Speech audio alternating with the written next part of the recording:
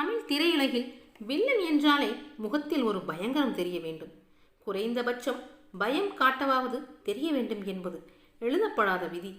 பழம்பெரும் வில்லன்களாக PS Veerappa, TK Ramachandran, MN Nambiar, RS Manohar போன்றவர்கள் தங்கள் முகத்தோற்றத்தால் பார்ப்பவர்களை பயம் கொள்ள வைப்பதில் பெயர் பெற்றவர்கள்.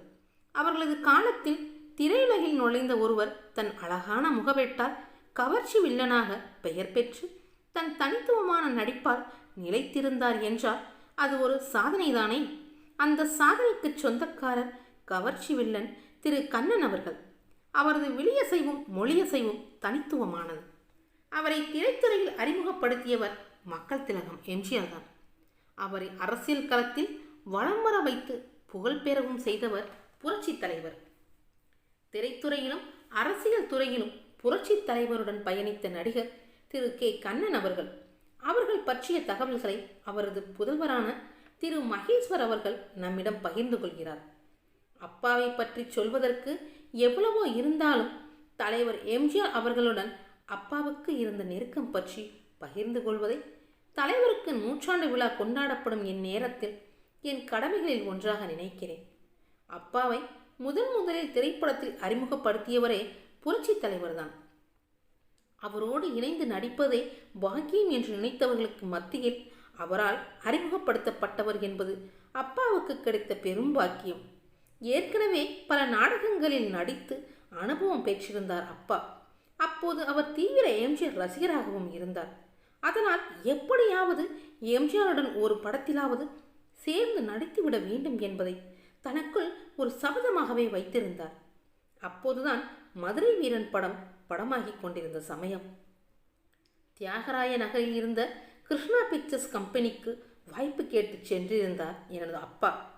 அப்போது உள்ளே முதலாளியுடன் பேசிக்கொண்டிருந்த எம்ஜிஆர் அவர்கள் ஜன்னல் வழியே வெளியே நின்று கொண்டிருப்பவர்களை பார்த்தார். அப்படி பார்த்த உடனேயே அப்பாவை உள்ளே வரும்படி அழைத்தார்.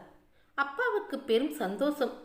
நான் உங்கள் தீவிர ரசிகன், வாய்ப்பு கேட்டு வந்திருக்கிறேன் என்று தான் அங்கே வந்த விபரம் பற்றி சொன்னார். அப்போது ஏறக்குறைய படம் முடிவடையும் நேரம். சில காட்சிகள் மட்டுமே இருந்தன. தன்னுடன் வந்து போகும் உதவியாளாக அந்த படத்தில் நடிக்க வாய்ப்பு தரும்படி பட முதலாளியிடம் தலைவர் கேட்டுக்கொண்டார். அதுதான் அப்பாவுக்கு முதல் படமாக அமைந்தது. அது மட்டுமல்ல, ரங்கராஜன் என்ற அப்பாவின் பெயரை கண்ணன் என்று மாற்றி அமைத்தவரே தலைவர்தான். அடையாளம் தெரியாமல் இருந்த அப்பாவை தமிழ் திரையுலகில் அறிமுகப்படுத்தி அழகு பார்த்த புரட்சி தலைவருக்கு என்றுமே நாங்கள் கடமைப்பட்டவர்கள். மதுரை வீரன் படத்துக்கு பின் பாக்தாத் திருடன் படத்திலும் அதே போல வந்து போகும் உதவியாளாக வாய்ப்பு தந்தார் எம்ஜிஆர். சில வருடங்கள் கழித்து திருடாதே படத்தில் சொல்லிக் கொள்ளும்படி ஒரு கேரக்டர் கிடைத்தது. அப்பாவின் உடற்கட்டும் உயரமும் அவரை வில்லன் பாத்திரத்திற்கு கொண்டு வந்தன.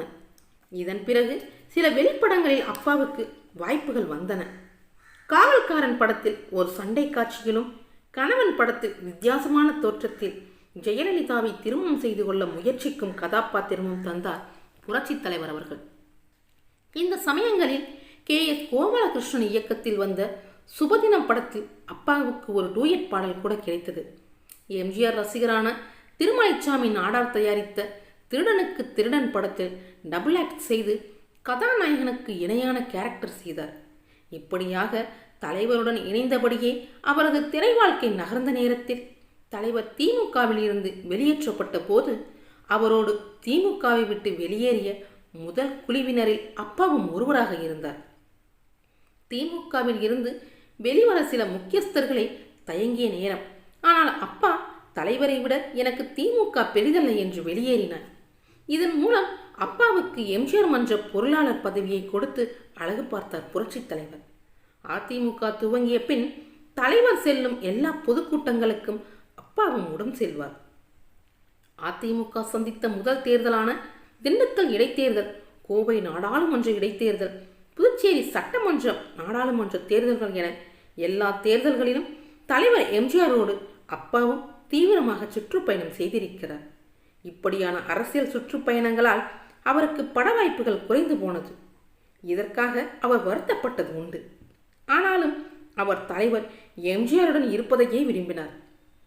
உலகம் சுற்றும் வாலிபன் படத்தில் அப்பாவும் உடன் அழைத்துச் செல்ல விரும்பினார் எம்ஜிஆர் அவர்கள். ஆனால் உரிய நேரத்தில் அவருக்கு பாஸ்போர்ட் கிடைக்கவில்லை.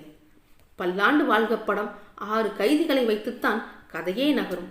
சொல்லப்போனால் கதாநாயகன் எம்ஜிஆர் என்றாலும் நம்பியார், வீரப்பா, மனோகர், தேங்காய் சீனிவாசன், வி.கே. ராமசாமி, குண்டுமணி ஆகிய 6 பேருமே படம் முழுவதும் வரக்கூடிய துணை கதாநாயகர்கள். இந்த படத்தில் அப்பாவும் 6 கைதிகளில் ஒருவராக எம்ஜிஆர் தேர்வு செய்திருந்தார். இந்த சமயத்தில் நடிகர் குண்டுமணி கொஞ்சம் சிரமமான சூழ்நிலையில் இருக்கிறார் என்று தெரிந்ததும் அந்த வாய்ப்பை அவருக்கு தருமாறு அப்பா விட்டு கொடுத்தார். அப்பாவுக்கு ஒரு சுபாவம் உண்டு. பிறர் கஷ்டப்படுவதாக தெரிந்தால் அதை எப்படியாவது தீர்த்து வைக்க முயற்சிப்பார். அதற்கு திரையுலகம் சார்ந்த பல மனிதர்களை உதாரணமாக சொல்லலாம்.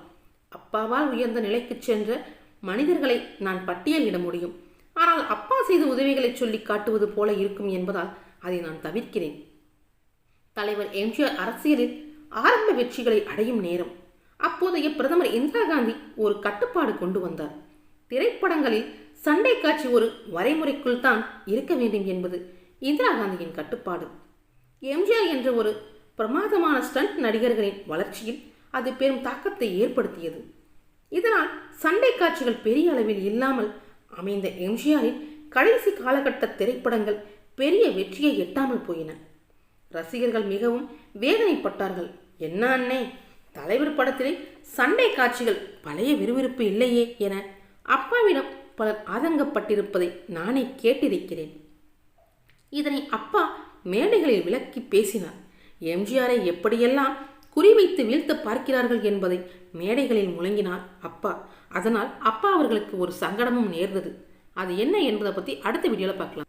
இந்த வீடியோ உங்களுக்கு பிடிச்சிருந்துச்சுன்னா லைக் பண்ணுங்கள், ஷேர் பண்ணுங்கள், கமெண்ட் பண்ணுங்கள், முக்கியமாக சப்ஸ்கிரைப் பண்ணுங்கள்.